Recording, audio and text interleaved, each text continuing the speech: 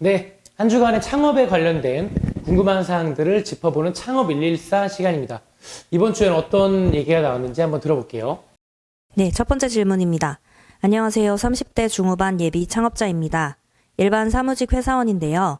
회사 생활이 안정되긴 하나 뭔가 큰 재미도 없고 수입이 적어서 제 사업을 해보고자 하는 욕구가 2, 3년 전부터 있었어요. 제가 패션 쪽에 센스가 좀 있어서 회사원을 상대로 한 의류 쇼핑몰을 해볼까 하는데요. 조언 부탁드립니다. 모델은 제가 진행하면 크게 손해보는 것은 없는 거 아닐까요? 네, 손해보는 거 없죠. 크게 손해보는 건 없죠. 두 가지만 말씀드릴게요. 예, 하나는, 내 돈 들이지 마라. 처음부터. 많이 들이지 마라.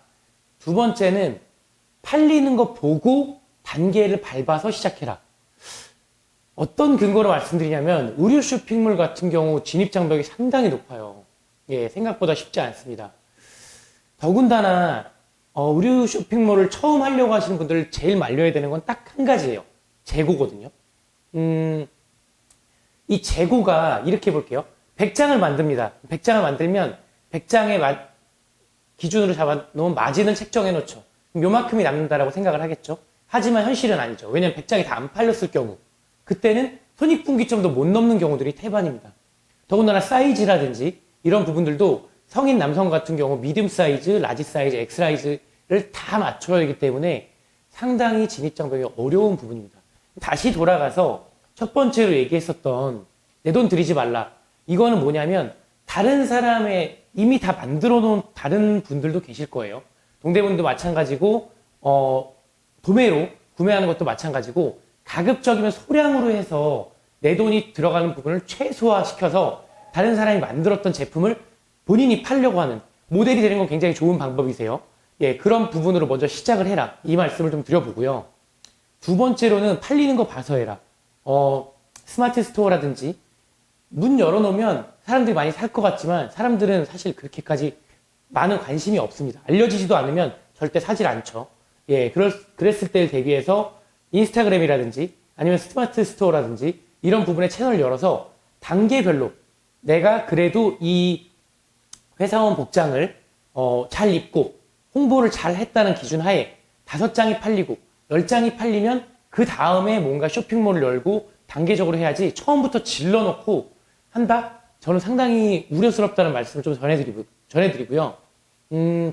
단계별로 스텝을 받는 거는 제가 볼 때는 한 가지의 아이템을 약 최소 10벌 정도 이상이 된다 그러면 뭔가의 확실한 계정을 만들어서 하는 그런 부분들을 추천드리지 처음부터 무리하시려면 돈이 상당히 많이 들어가는 그런 업종이다. 이렇게 얘기를 좀 드려보고 싶어요. 예. 두 번째 질문입니다. 안녕하세요, 대표님. 저는 현재 20대 남성이고 어머니와 함께 운영할 떡볶이 프랜차이즈를 찾고 있습니다.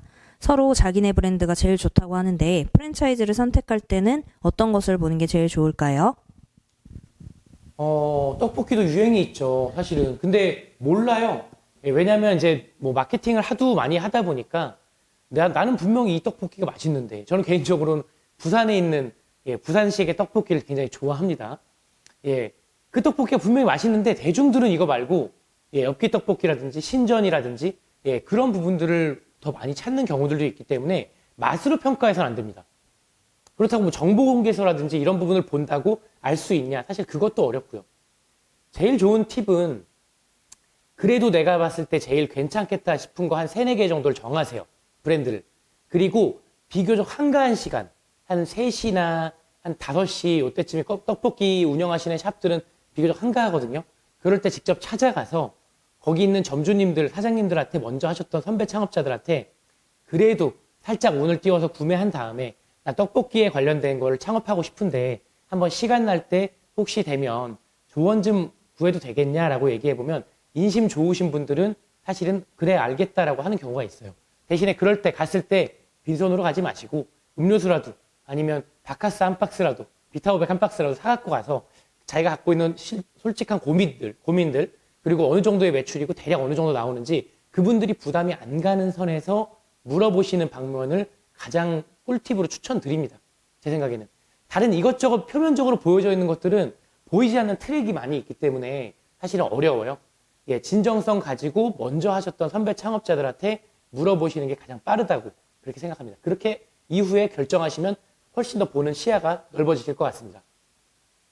예, 한 주간의 창업에 관련된 고민들 많이 좀 말씀드려봤는데요. 더 많은 고민들이 있으시면 저희 창업114 관련된 것으로 말씀 주시면 성심껏 답해드리겠습니다. 구독과 좋아요 주시면 너무 고맙습니다. 감사합니다.